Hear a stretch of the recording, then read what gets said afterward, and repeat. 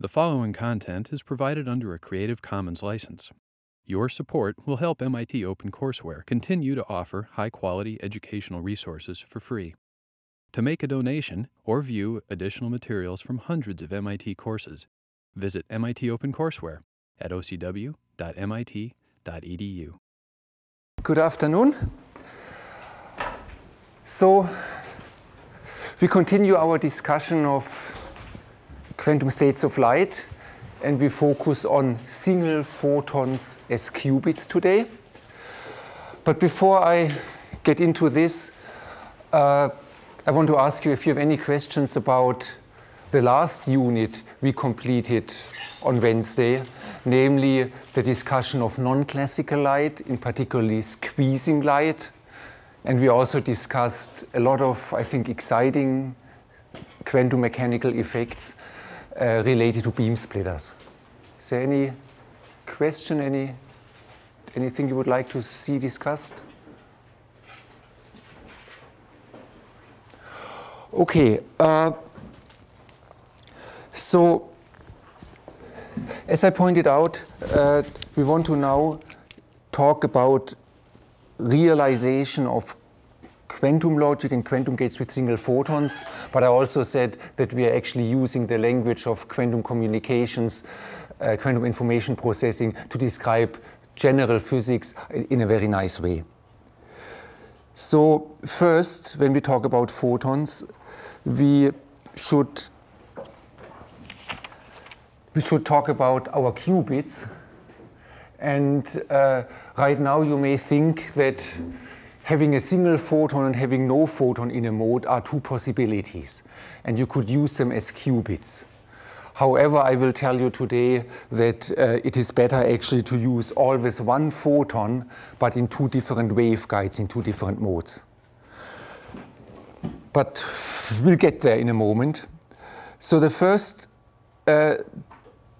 task at hand is we want to manipulate photons, and for that I want to introduce phase shifters and beam splitters. And just to give you the punchline right away, what I want to show you is that those two simple devices, beam splitter, a half-silvered mirror, a phase shifter, which is just a piece of glass which you can put into one of the laser beams, that those two elements and those two basic operations, if they are now put together, if they are now, you do a beam splitter, phase shift, another beam splitter and such, you can realize any single qubit operation. So therefore, if we have our one qubit state with single photons, any possible state of those qubit can be realized using these optical elements. So therefore, when I say we want to realize how we can manipulate photons with optical elements and such, I'm not going through a zoo of optical elements. Those two will do it all. So with the phase shifter, that's what we discussed at the end of last class.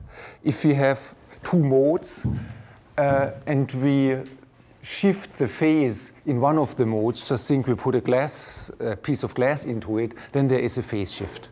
And why do we need two modes? Well, phases are usually, at least in experiments, not absolutely defined. You need a phase reference, and here the mode A acts as a phase reference.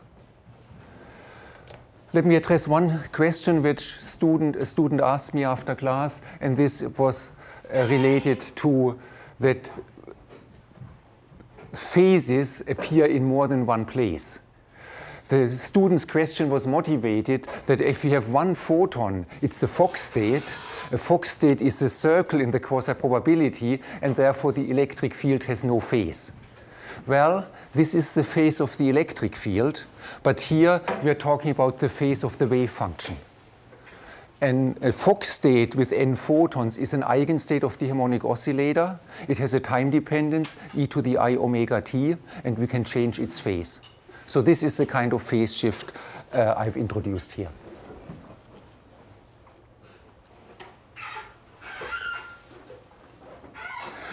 So the second element we need to realize arbitrary single qubit operation is the beam splitter.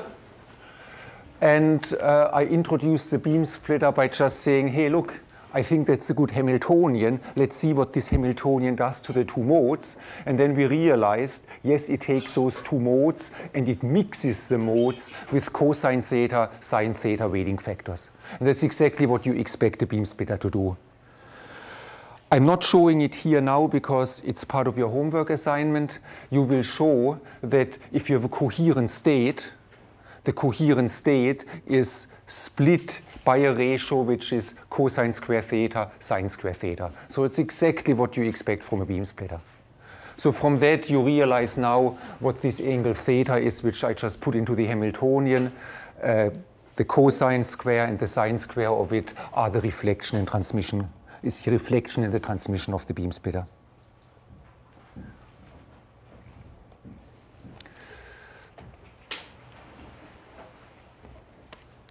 Any questions at that point?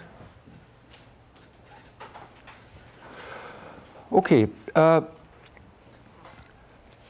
let me now introduce a matrix representation which will come in handy. You remember that if we transform an operator, the mode operator, the annihilation operator A and B, we multiply with the beam splitter operator on the left and on the right, B dagger, B, A, B dagger. But there is often a simpler way how the right-hand side can be written, and this is by using a matrix representation, which goes as follows.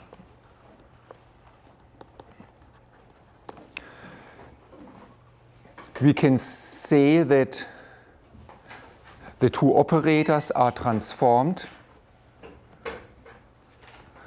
by the following matrix.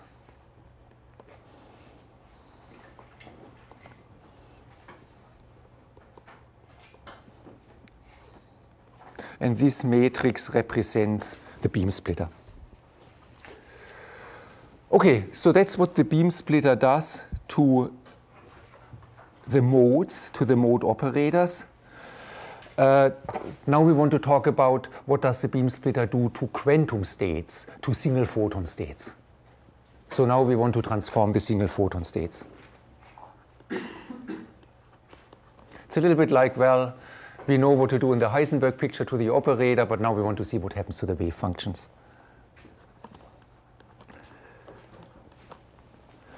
So now, and I want to say it very slowly because you have to, it shouldn't lead to any confusion later. When we have single photons, we can have the single photon in mode B or we can have it in mode A. These are the two possibilities. And right now, I label it like this, where the first number is the occupation number of mode A, and B is, and the second label, the second number is the occupation in mode B.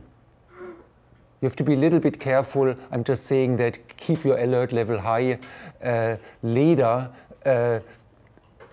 I will use a qubit representation where the qubit 1 means the photon is in mode A and the qubit 0 means the photon is in mode B.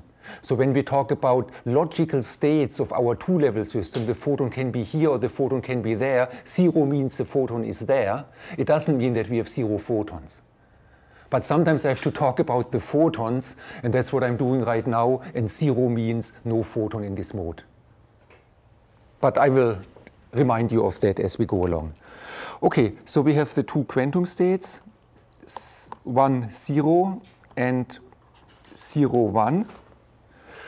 And let's just see what the beam splitter is doing to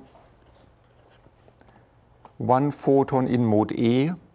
Sorry, that was B. I'm changing notation from one line to the next in my notes.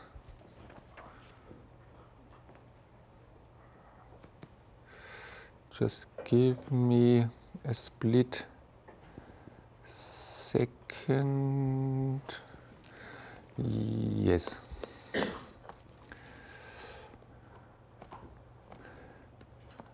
So let's use this convention.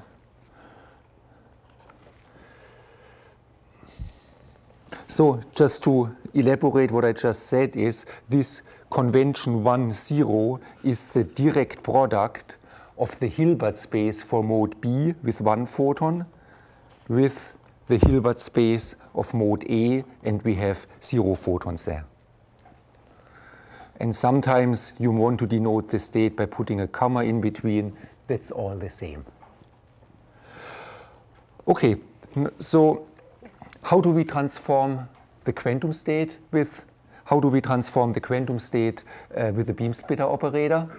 Well, we could now apply it to the quantum state, but hey, we just learned how to apply it to operators. So let's just use what we already know, because we can write the state like this.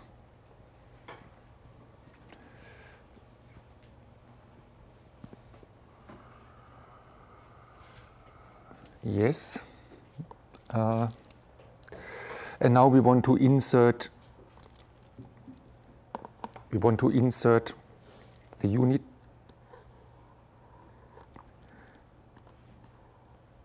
We want to insert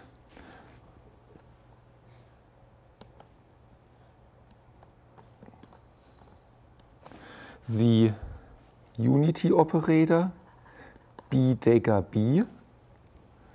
And now we can use our knowledge of the operator.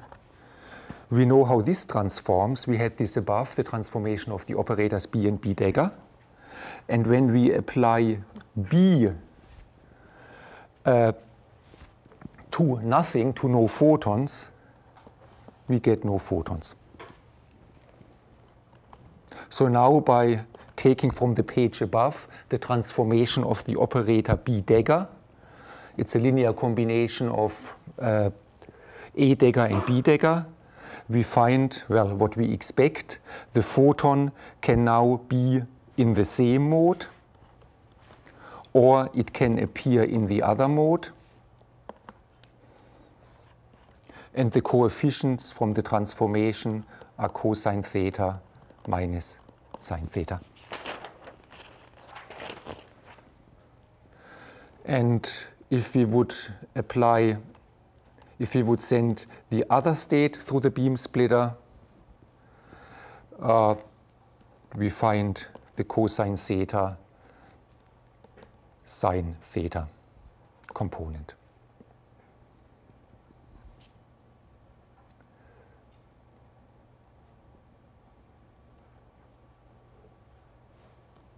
So since the total probability to have a photon is cosine square plus sine square is unity, we find what we expected, but it's nice to see it, namely that B conserves the photon number.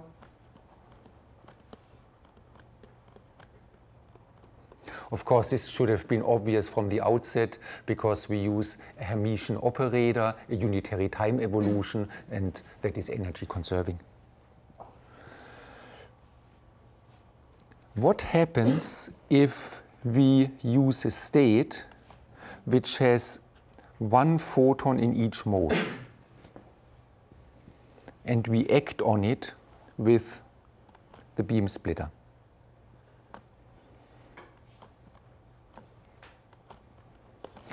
Well, it gives a superposition of the two photons can now be in either of the two modes, or they can be distributed one in each mode.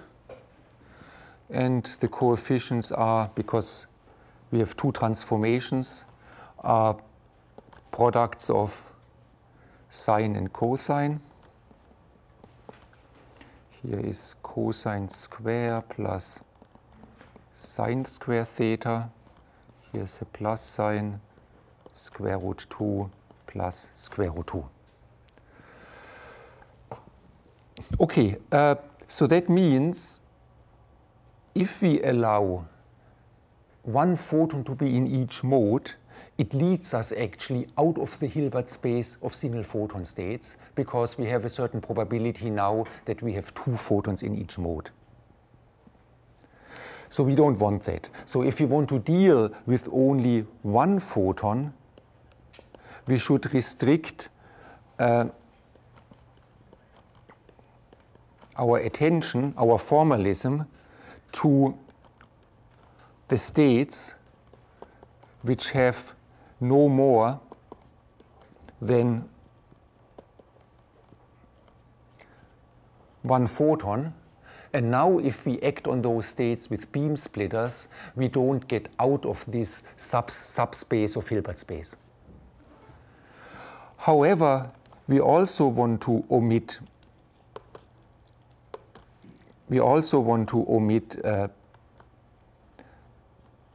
this state, because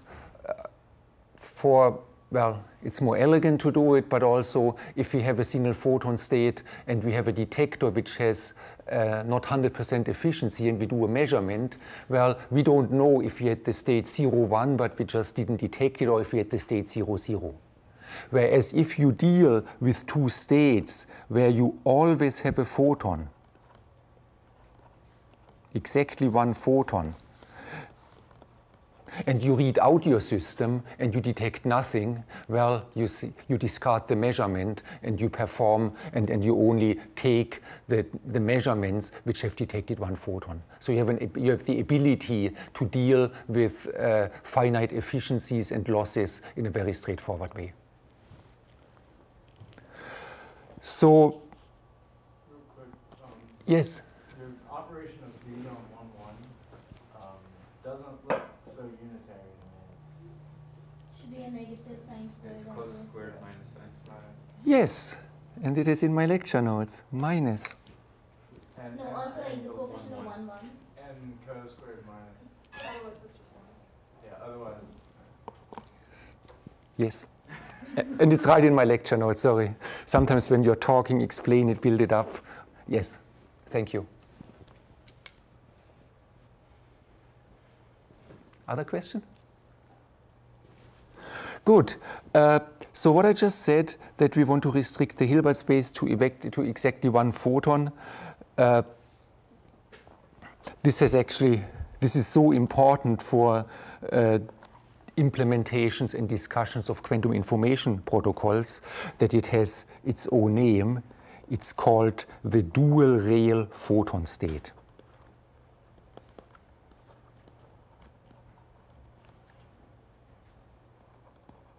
The dual rail photon state space. Exactly 1 photon, but the photon can either be in mode A or in mode B. So this dual rail photon state space is a Hilbert space, which has a basis which is 0, 1 and 1, 0, and this is, of course, a 2-level system. In this so defined Hilbert space, we can have an arbitrary state psi, which is, well, as in any 2-dimensional Hilbert space, it's a linear superposition of your 2 basis states with coefficients alpha and beta.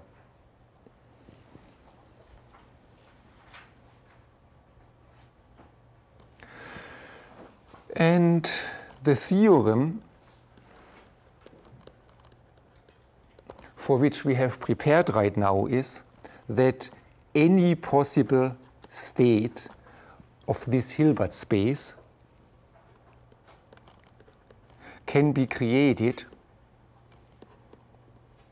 from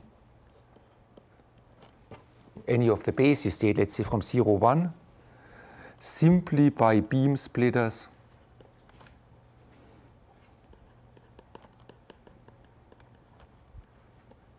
and phase shifters.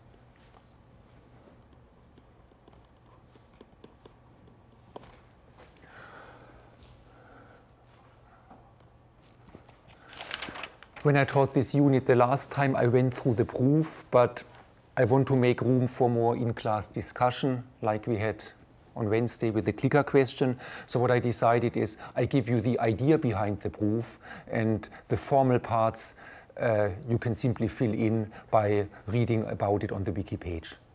So let me just focus on the idea. So the proof is that if I use some column vector for alpha beta, that we can identify with the beam splitter and the phase shifter, we can identify them as rotation operators.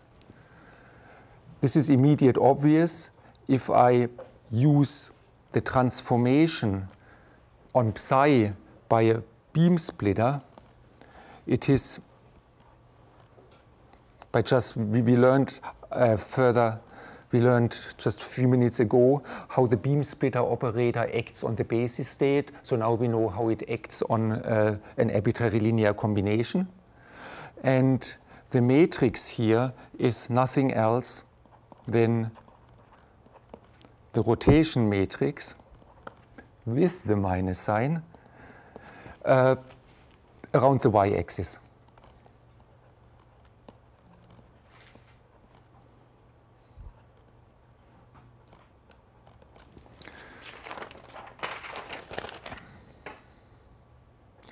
So that's a beam splitter. The phase shifter is not changing any state. It shifts one of the states by e to the minus I phi, but I can sort of symmetrize it by taking half of it out as a prefactor and then adding here e to the I phi over 2. And this here is immediately recognized as the rotation matrix around the z-axis. Now you may ask, what about this? Well, this is an irrelevant global phase factor.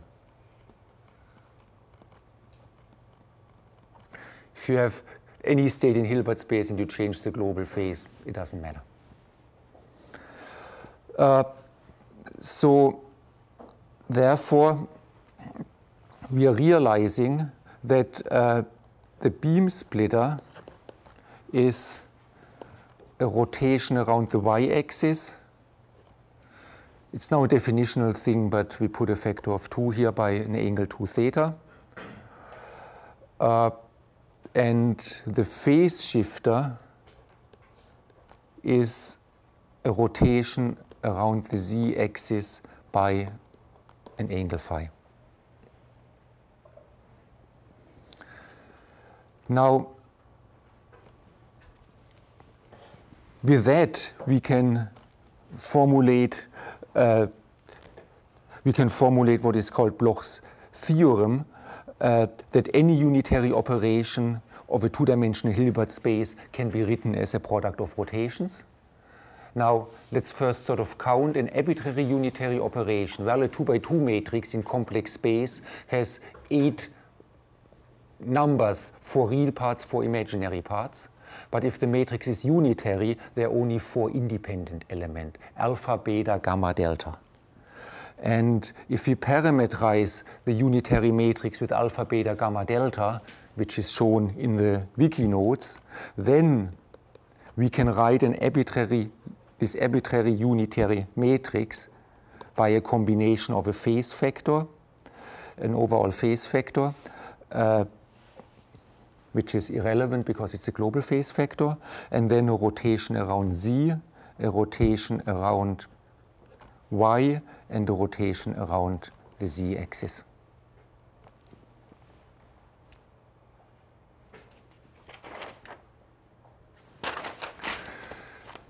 Okay, so if I rephrase this theorem in modern language, I would say we have a qubit,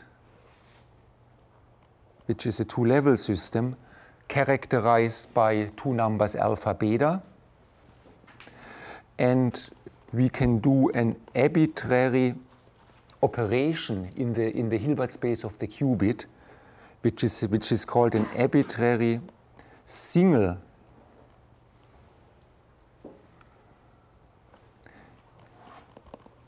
qubit operation.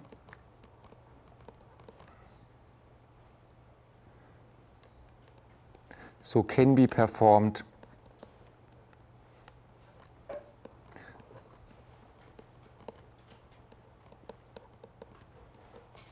by phase shifters and beam splitters.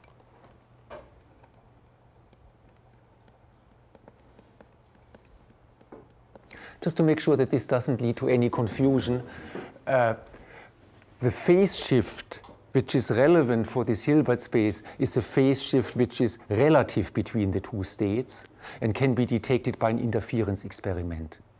Those global phase shifts cannot be detected. There is no observable, no procedure to observe those, unless you would have a third, a third mode. But then you would expand the Hilbert space to 3 levels, and then of course what is the global phase shift in the 2-dimensional Hilbert space becomes a relative phase shift within the 3-dimensional Hilbert space.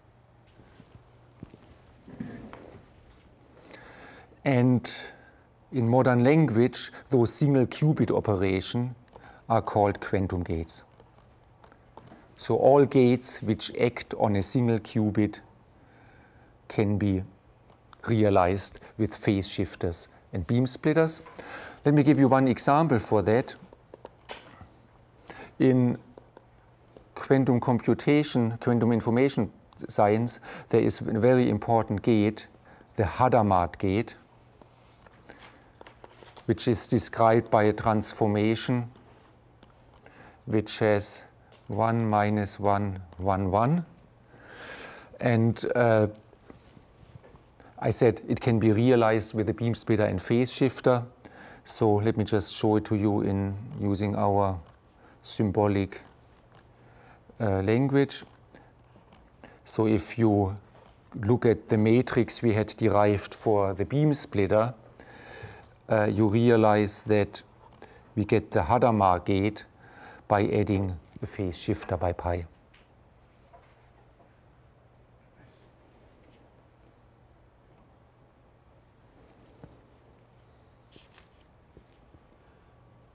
Okay, so in that sense, single qubit operations are checked off. We know how to deal with that. We want to now move towards 2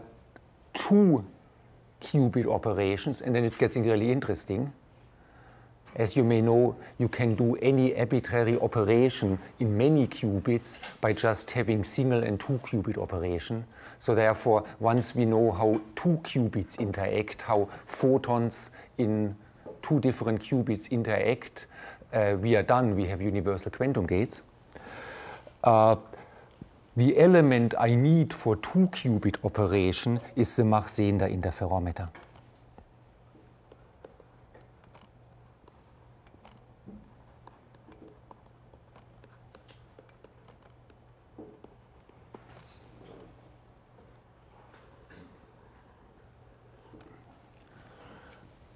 Just a side remark. I introduce the Mach-Sehender interferometer here as a way to manipulate qubits. On the other hand, most of you know that interferometers for light and interferometers for atoms are used for some of the most precise measurements ever done. So in that sense, this shows sort of the dual use of the formalism I'm introducing here. We will use some of the formalism and the language we develop here for qubit operation and discuss next week the ultimate accuracy, the fundamental limits to the accuracy you can get in precision measurements based on interferometry. Okay.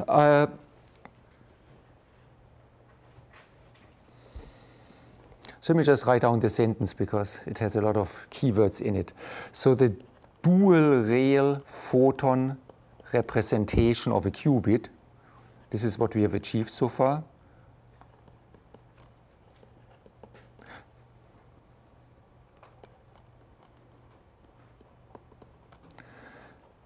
So this allows us now to discuss interferometer simply as quantum gates.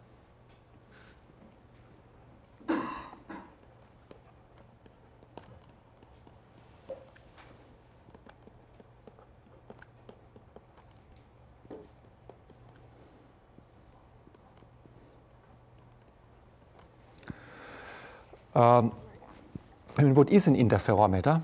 An interferometer is you take you have, in its basic sense, you have a beam splitter, you have two paths, and then you use another beam splitter which recombines the two beams. Okay, so let me draw two beam splitters.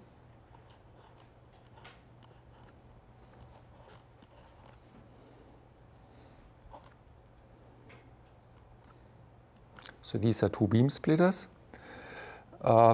We have an input B, an input mode A. They are sort of mixed. Here are the two arms of the interferometer. And now we create output modes B prime and A prime. What we have introduced here is the beam splitter B, and by putting the dot on the other side, this is B dagger. Since B dagger times B equals 1, or equals the identity, this interferometer is doing nothing. If the photon starts in mode B, it comes out in the upper mode B. If it starts in A, it comes out in the mode A. But of course, this is just the beginning, because we can now introduce here an arbitrary phase shift phi. And now it is an interferometer. Now we can read out with the output the phase shift, and ultimately with very high precision. I sort of want you that you appreciate that if we had used single qubits in one mode, no photon, one photon, I gave you many reasons why we shouldn't do that, but then we would be dealing with one mode, and this would actually be something which involves two qubits. But since our single qubit system is the two-level system where the photon is here and there, we can now send single photons through the interferometer, describe the interferometer as a single qubit operation. At least that's nice. It allows us to keep things simple and discuss things at a very fundamental level.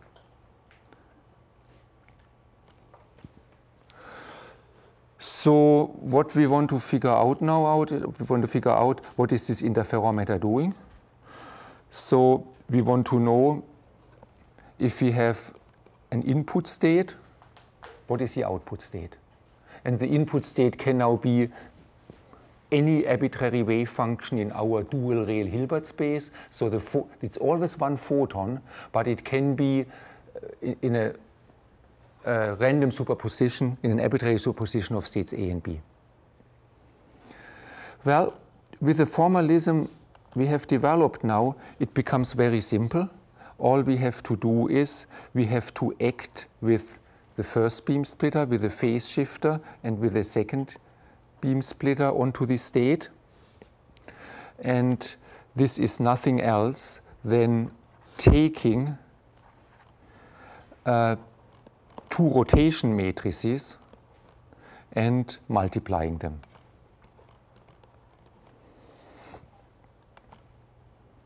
The beam splitter we have chosen, I said there was sort of a phase convention when I picked the beam splitter. It is a rotation by pi over 2. This is minus pi over 2, and the z rotation is by minus phi.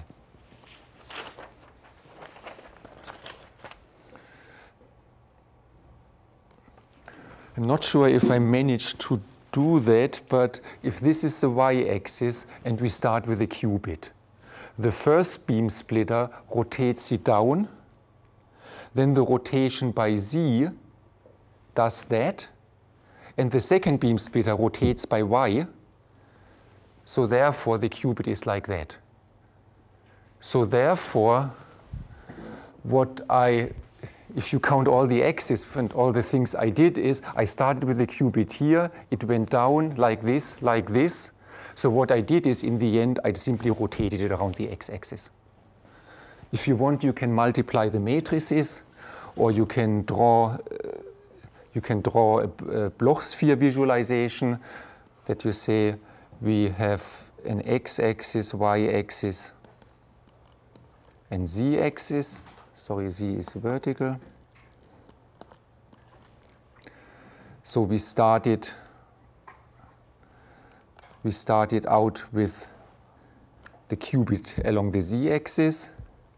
The first one was a rotation around the y-axis. So then we were here. The second operation was the rotation around the z-axis. And then we have to rotate back around the y-axis,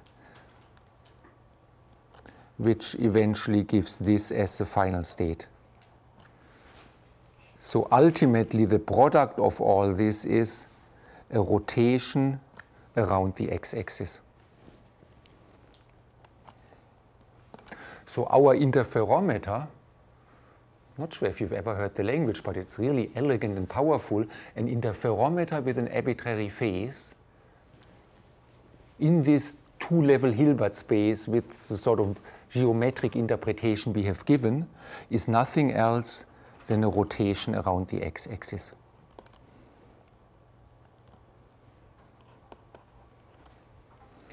So therefore, we know immediately the two limiting cases. When we rotate by 0, it's sort of balanced. Output and input are the same because we're not rotating at all. Whereas if we have a phase shift of 180 degrees, we swap the two qubits. So, sorry, we swap the two modes. And swapping modes is an inversion of the qubit.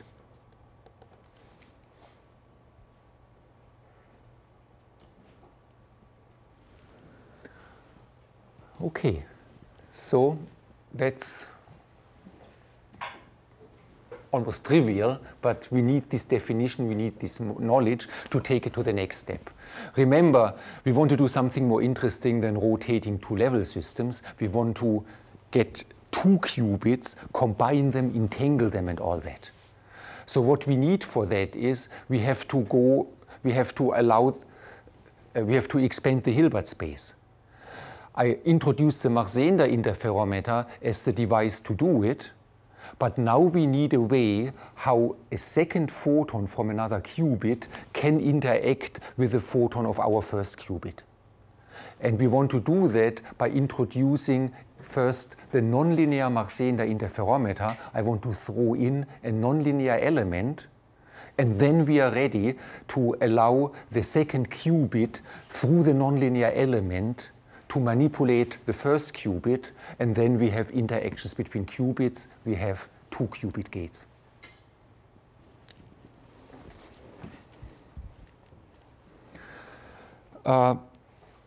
Well,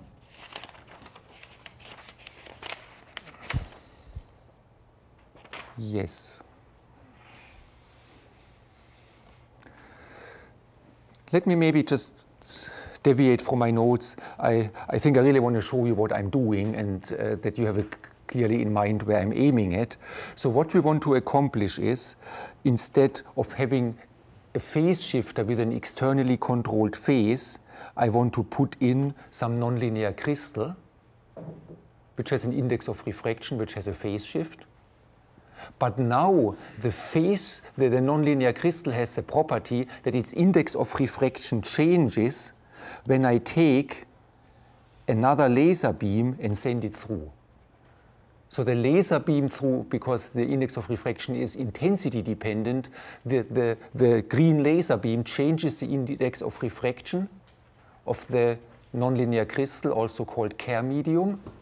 And that means now, because the blue beam goes through the same crystal, that the green beam controls now the phase shift of the blue beam.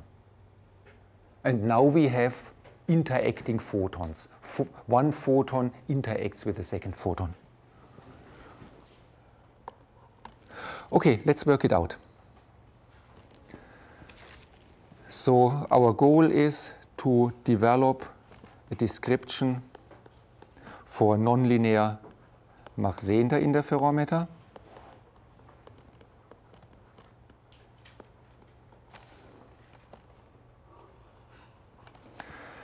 What we need is a nonlinear medium.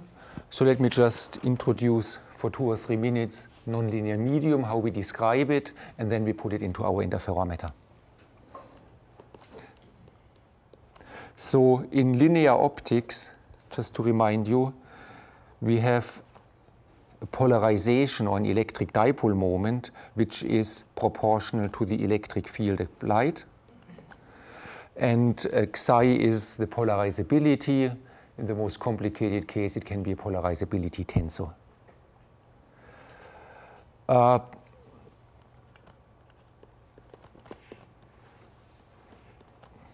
Now, this is linear. If we want to go nonlinear, then we have the linear relationship simply as, you can say, the first term in a Taylor expansion. So we expand the response of the medium in powers of the electric field. And we have the susceptibilities chi1, chi2, chi3, and so on.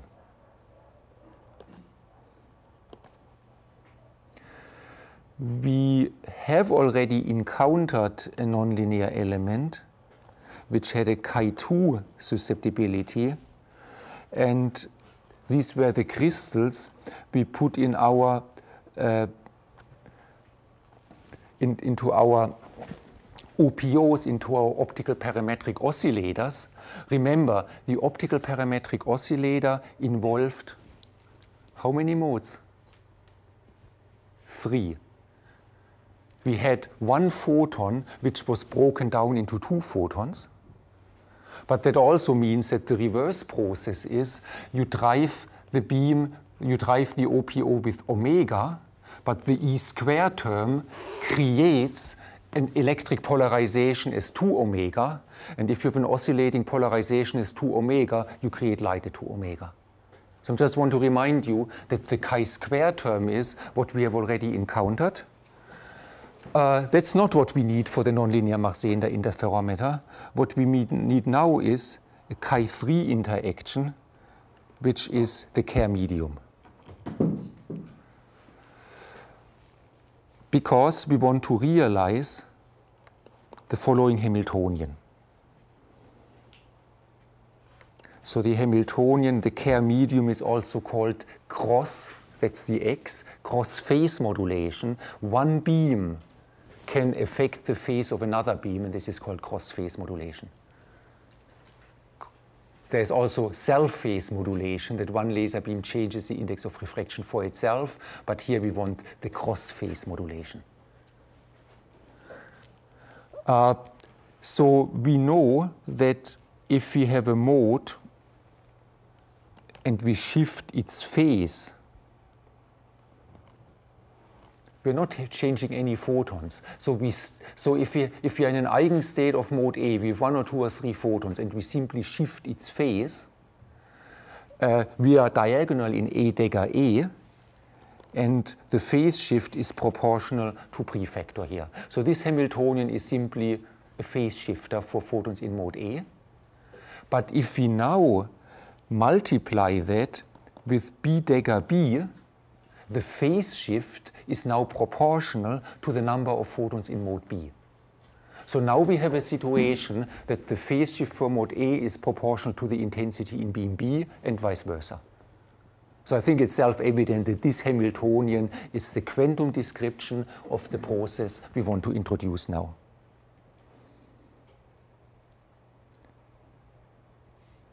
So this is the cross-phase modulation Hamiltonian.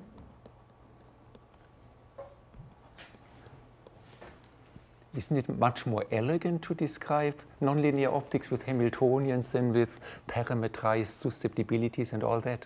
I mean, it's just amazing. You write in a few letters and it has all the power of the classical description plus extra because it includes quantum fluctuations and everything. I mean, I hope you appreciate the power of the language we are developing. So this is the cross-phase modulation Hamiltonian. And now we want to use this Hamiltonian in a crystal of length L.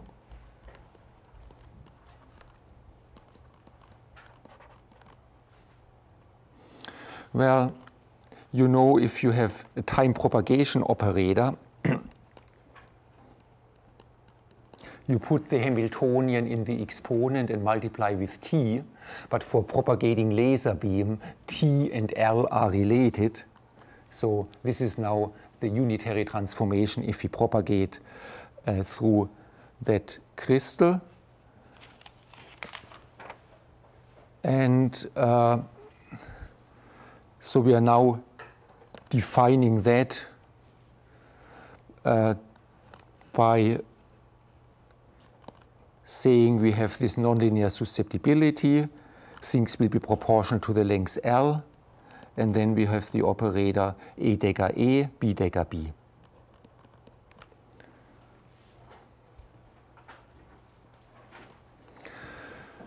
And let me choose for the following discussion that the length is chosen such that when multiplied with a nonlinear susceptibility, we get a phase shift of pi. Okay, so now we are ready to describe what happens when we have a Kerr medium and we have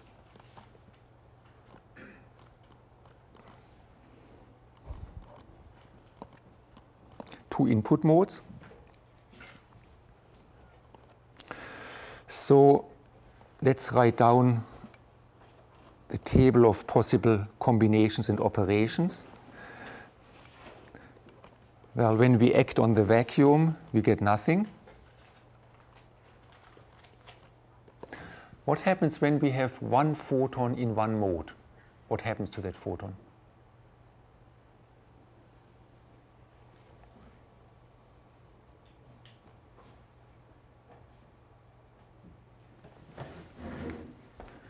Well, the extra phase shift coming from cross-phase modulation is zero because we have no photon in one of the modes, and A dagger A or B dagger B acting on this mode gives zero. So therefore, as long as we have only one photon, we have no phase shift. The exponential factor is 1, and we simply reproduce the original state. So the only non-trivial situation by construction is when we have one photon in each mode, and then we get the matrix element e to the ikl, and we adjusted the length of the crystal that this is just -1. So in other words, in this Hilbert space, we get a phase shift of pi, we get a minus sign when we have one photon in each mode. That's all what this medium does.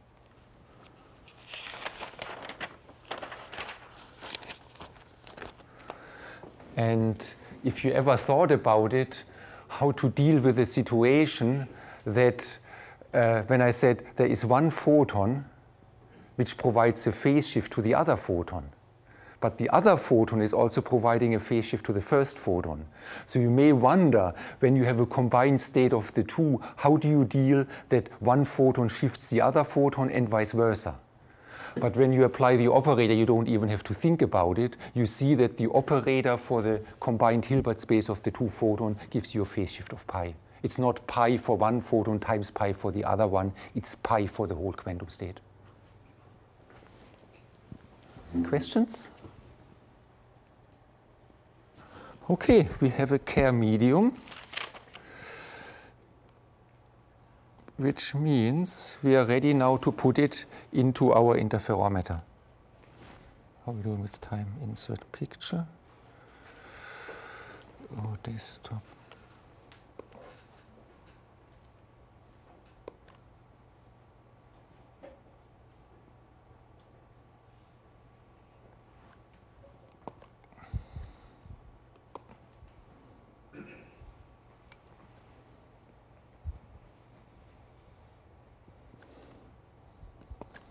Yes.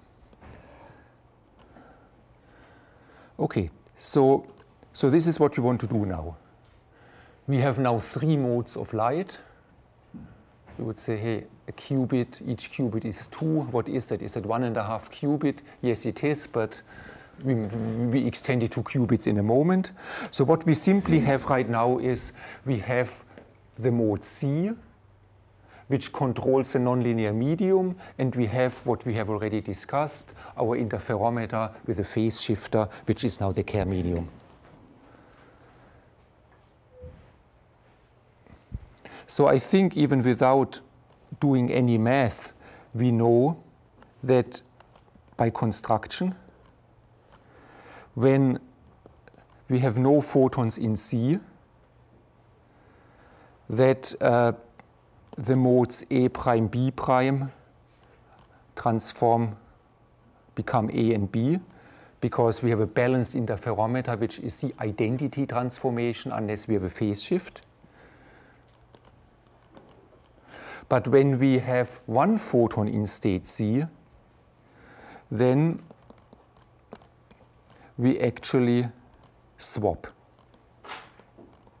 So that's pretty cool.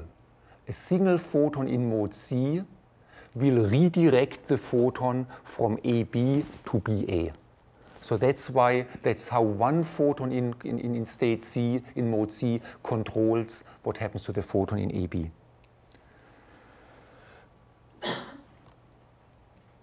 Okay, so if you want a general description of that, we obtain the output state from the input state by using the matrix B. This was our interferometer based on 2 beam splitters. It involved mode A and B. But now we throw in a phase shifter, which is our Kerr operator, our nonlinear phase shifter with B and C.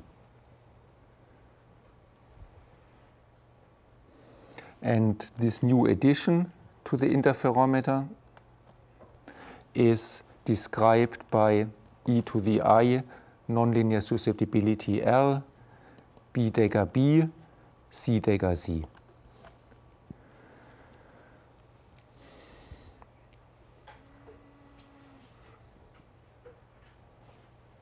So let me give you one intermediate result. We have now beam splitters on either side. Is one missing? And that leads us to an expression where the beam splitters do nothing to the mode C.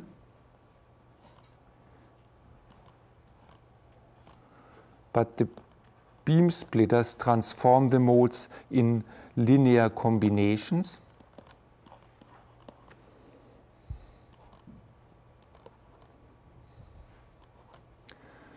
And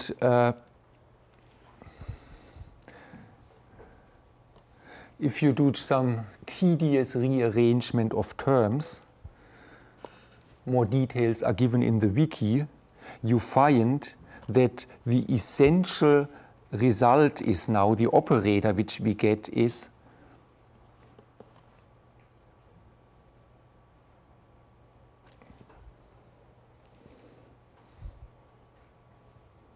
E Dagger B minus B Dagger E over 2.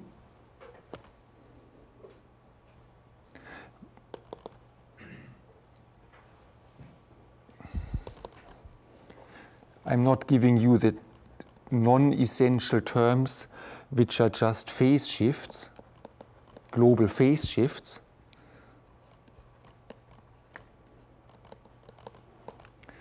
So let me write it down in blue here. So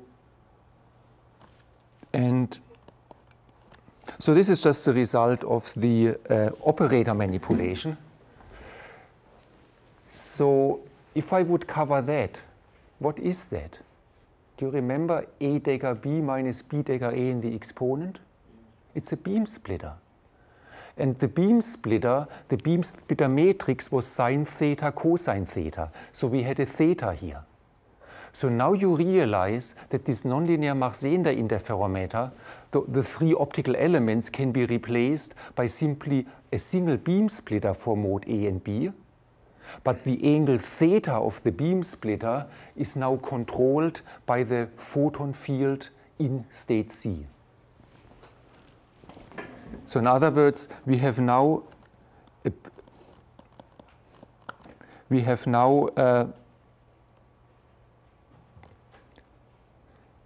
a beam splitter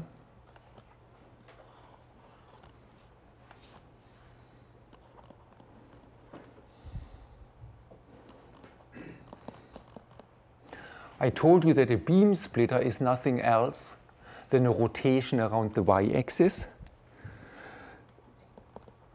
So now this nonlinear Mach-Sehender interferometer is simply a beam splitter with a rotation angle given by this term.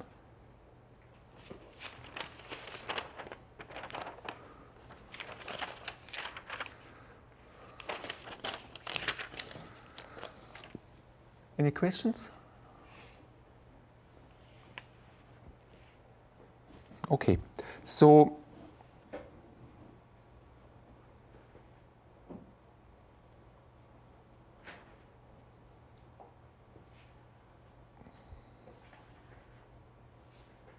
yes. So this is the situation we just had, and we can now get to 2 qubits by simply adding one more rail. Remember, 2 rails with exactly 1 photon in it is a qubit. So now we have a qubit here, and we have a qubit there. And you see immediately one way how the upper qubit acts on the lower qubit. If the lower qubit has a photon in state C, it flips the qubit in the other, it flips the other qubit. But if the upper qubit has a photon in D, it doesn't do anything to the lower qubit. So now we have a 2 qubit operation.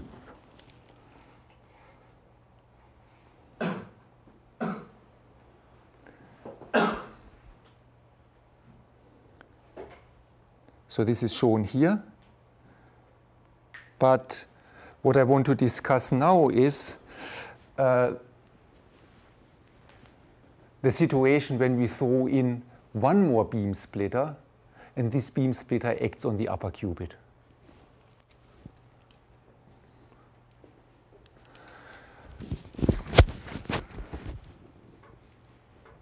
Well, isn't it great how quickly we go from simple elements to something which looks quite sophisticated?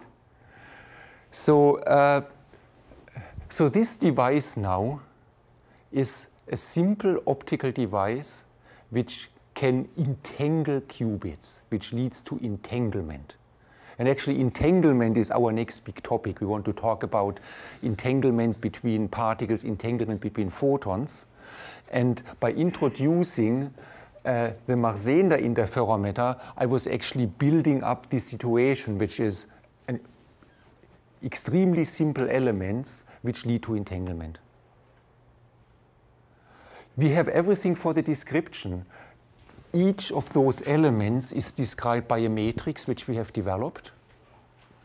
So therefore, by just multiplying those matrices, you find immediately how this whole device is now manipulating 2 qubits. So if you want, you can just take the crank, use what we have already done, and crank out the result for it. So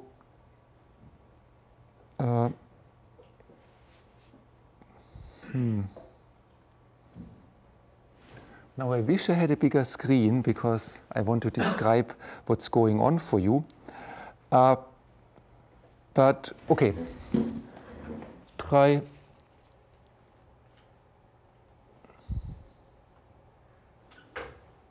Okay, what I want to discuss with you now is what happens when we take this device and we use exactly the states 0, 1, 0, 1 at the input as I indicated. So in terms of qubit language, I say that the first qubit is in spin up and the lower qubit is also in spin up. Spin down would mean that the single photon is in the other state. Our two-level system, our dual-rail single qubit two-level system is the photon can be either in one of those states. This one we call spin up, this one we call spin down. So what I want to discuss with you now, what happens when we start with this symmetric input up, which means 0, 1, 0, 1. And since I don't want to scroll up and down so often, everything is trivial beam splitters, except for the situation when we have one photon each here, and then the Kerr medium gives us a minus sign. So that's what I want to put in. Okay, so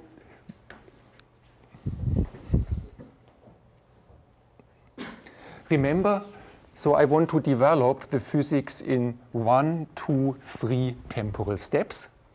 The first temporal step is simply 2 beam splitters, and this is shown here. We start out, and now we have beam splitter for the upper qubit, beam splitter for the lower qubit. And well, by just multiplying it out, we are now obtaining this summation state for the 4 different modes. And I'm dropping here factors of square root 2. You can collect them at the end if you want. And I said the only interesting situation is where we have 2 photons, one each in the 2 middle modes, because now the Kerr medium kicks in and gives us a minus sign. And now you can show by inspection that if you now apply the beam splitter to modes A and B, so you take 1, 0 into a linear combination of 1 and 1, but the beam splitter is only acting on the last 2 numbers here, then you obtain a state which looks very simple. So this is the output state of the device. Any question? And this output state is, if I use the spin language,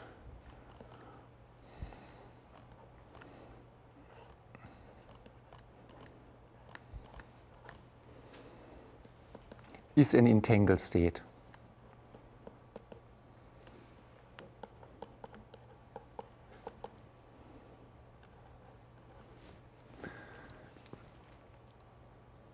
So now you have one simple example how just using linear optics, very simple elements, you can start with 1 photon here, 1 photon here, a simple product state, and what comes out is an entangled state.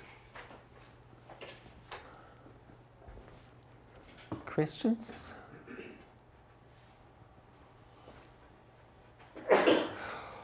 Okay, let me tell you what I'm not telling you.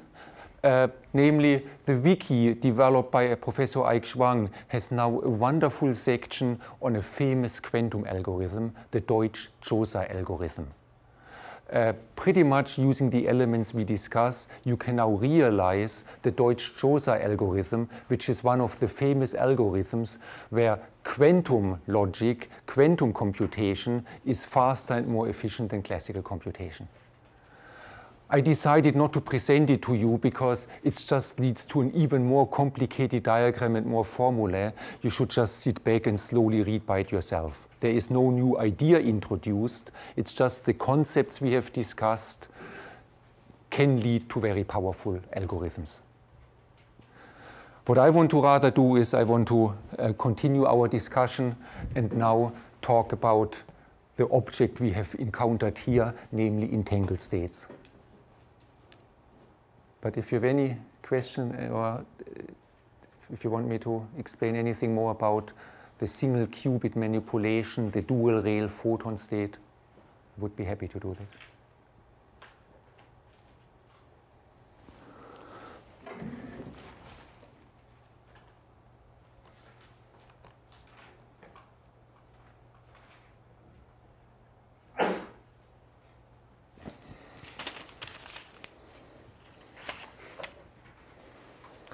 Okay, so our next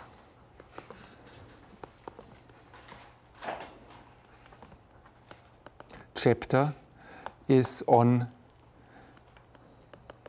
entangled photons.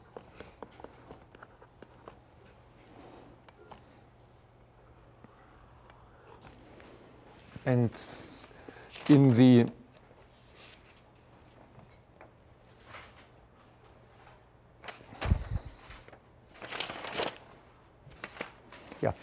and what we can accomplish in the next 10 or 15 minutes is mainly a definition and some of the properties.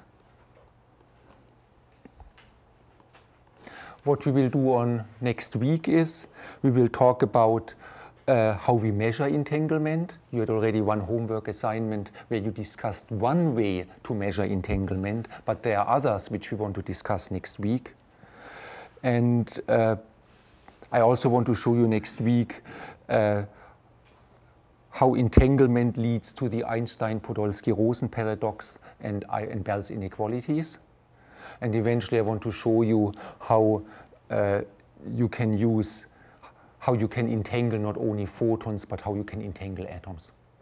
But that's an outlook.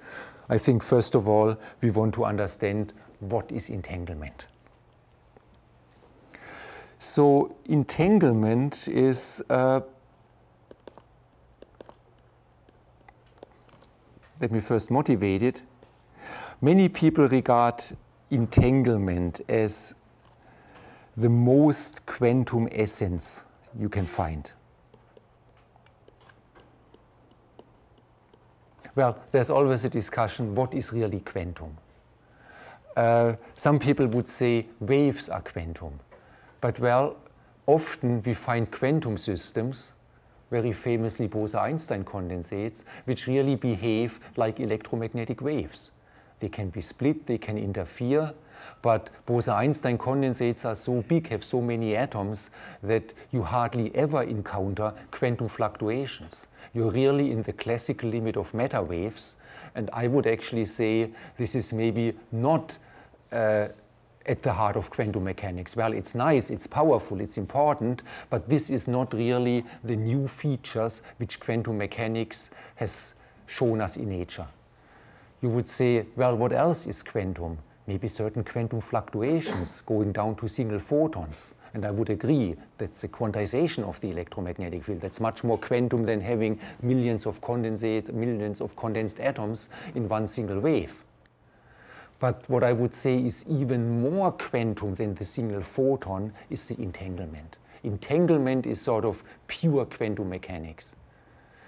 With single photons you can steal your intuition, but with entanglement, that is really bizarre. This is really I hate the word, but let me use it, this is sort of pure quantum weirdness.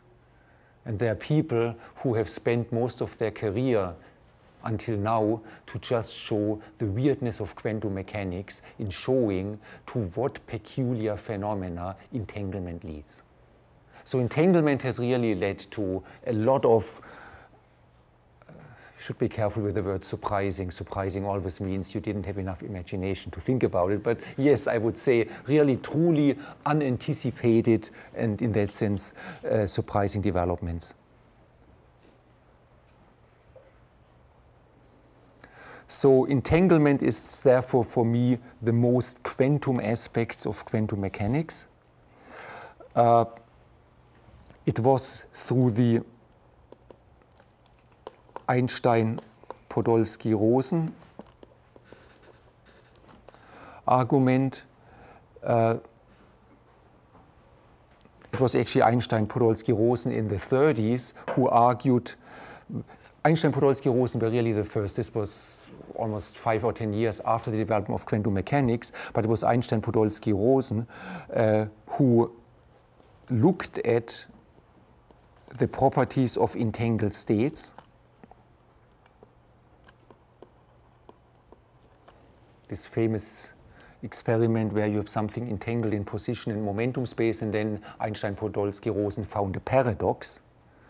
And their conclusion was that the properties of entangled states implies that quantum mechanics is not complete. It's not a complete description of the world.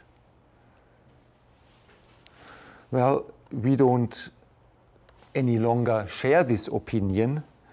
It was John Bell and others who said that entanglement really exemplifies that quantum mechanical correlations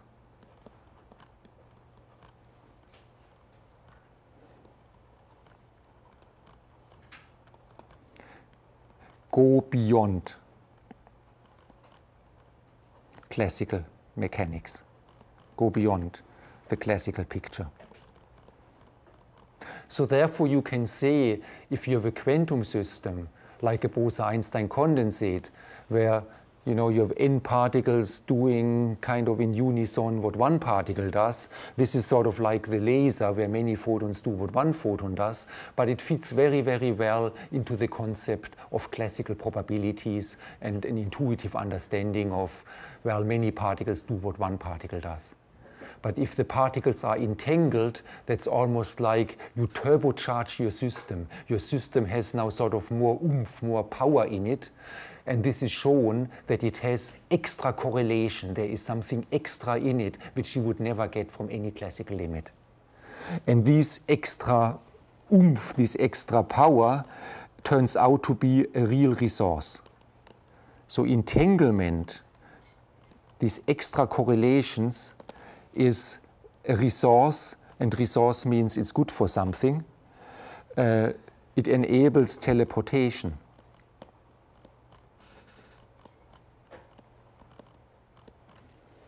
Remember when we talked about the teleportation scheme, Alice and Bob could only teleport a quantum state because they shared entangled photons. It was this entangled state which Alice manipulated with a measurement, and Bob used this half of the entangled state to recreate the original state.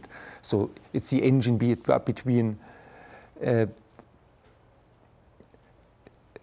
behind teleportation.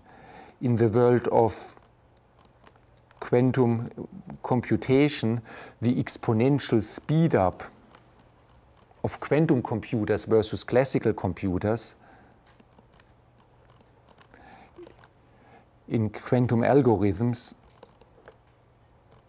is due to the entanglement which we can put into a quantum system. And eventually, next week, we will see that if we have an atom interferometer with entangled states,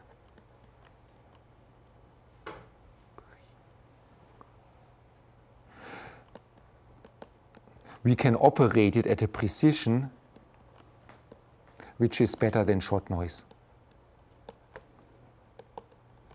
So in other words, you use light, laser light, to measure something, and you're limited by the fundamental noise limit of classical physics. Now you entangle your laser beam and you get higher precision out of it. So this shows that entanglement is a very special resource. It's very precious, very powerful, and can extend what physics can do.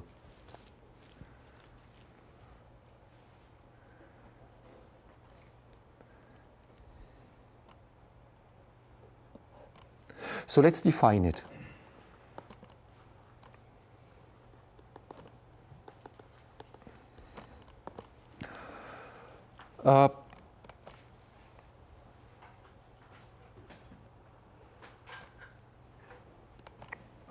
I'm not describing to you entanglement in the most general situation. If you talk about many modes, if you talk about not just pure states but statistical operators, it can become quite involved.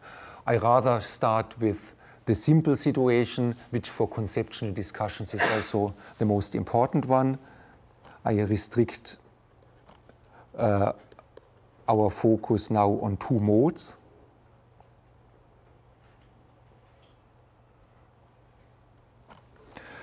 So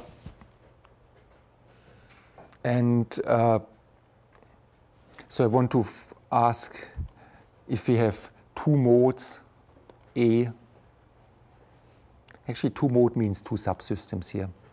If we have two subsystems A and B, or maybe let me tell you what entanglement is not, and then I make it the definition.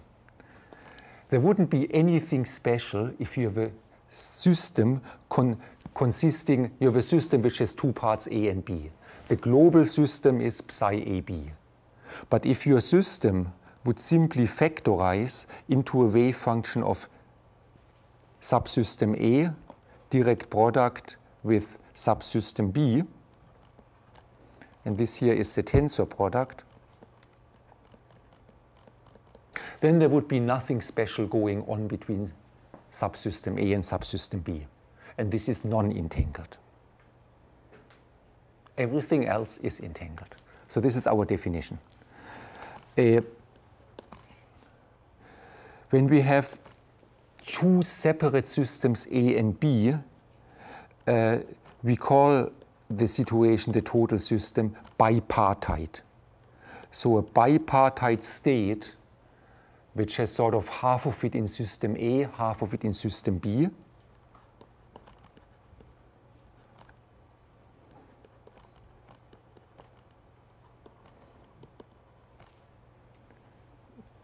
We also need those two different systems. It's a composite system,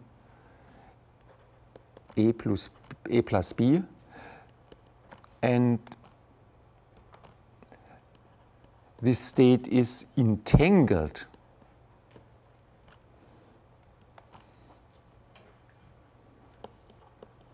if with two Fs, if and only if you cannot find two states, psi A and psi B, such that the state can be factorized. So we need a few examples to fully comprehend this discussion. What systems A and B qualify? What does it mean if there not exist any combination? So let me give you some examples now, and then I think we stop.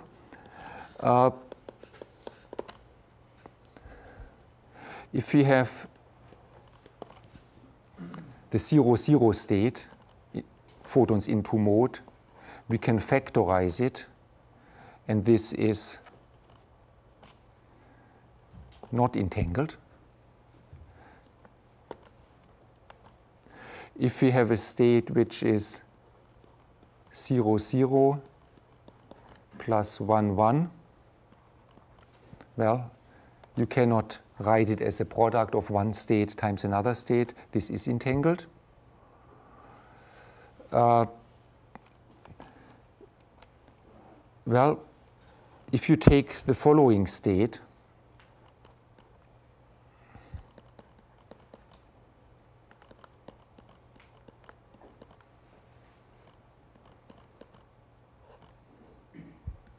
is that entangled or not?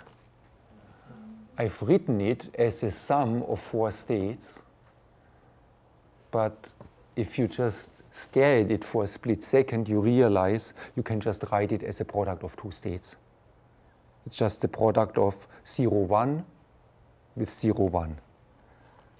So a state is not entangled if you can write it as a linear superposition of those states.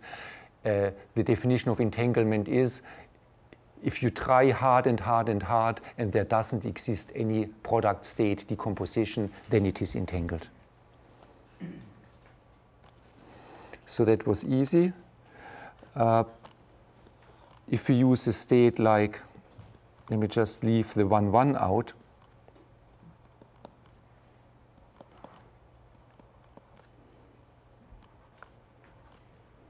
What about this one?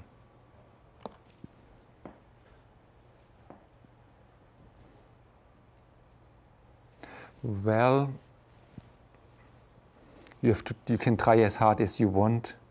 You will not find a decomposition. So eventually, when I say you have to try hard to find decomposition, maybe what we want is we want to apply some operator or some procedure to the state and get the answer yes, no. This naturally asks for a question, how in general can we measure if a state is entangled or not? But this is something we discuss next week. So let me just conclude with the following. I'm focusing here and for pretty much all of this course, when we talk about entanglement, about pure states. If you have decoherence, if you have the transition from pure states to density matrices, it gets much more involved to talk about entanglement and measure entanglement.